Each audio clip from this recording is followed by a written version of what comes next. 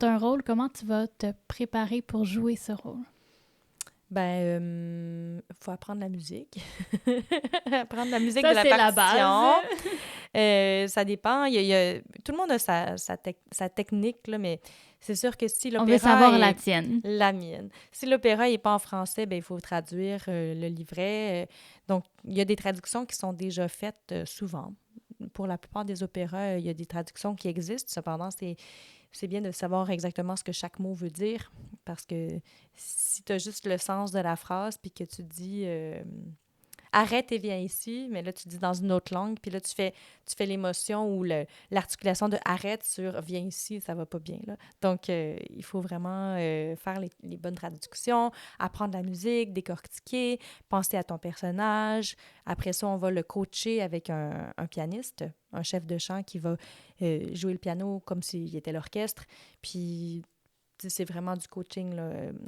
Donc, ici, attention, ta croche est trop longue ou ici, ton émotion n'est pas claire, etc. Donc, c'est vraiment un travail comme ça. Puis, au fil du temps, ben, tu finis par t'approprier ton personnage. Il y en a qui font des journaux de bord de personnages, qui écrivent comme l'histoire de leur personnage. Moi, je suis plus du genre à y penser beaucoup, mais garder ça dans ma tête. OK. Je réfléchis. Je réfléchis là, en conduisant, en faisant la vaisselle, en faisant mon par-cœur aussi. Mon par-cœur préféré, c'est de le faire dans la voiture, en écoutant la radio.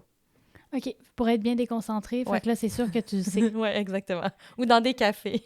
Il y a des gens qui font ça aussi pour apprendre lorsqu'ils doivent donner des conférences. Puis apparemment que c'est une des meilleures Ah, techniques j'en doute pas. parce que quand tu donnes la conférence, il y a tout le temps quelqu'un qui t'écoute pas dans la salle, il y a du bruit de fond et tout, donc ça leur permet vraiment de rester concentrés le jour même. Ouais, ben en tout cas, moi, apprendre dans le silence, je suis incapable. Ouais, je suis pas...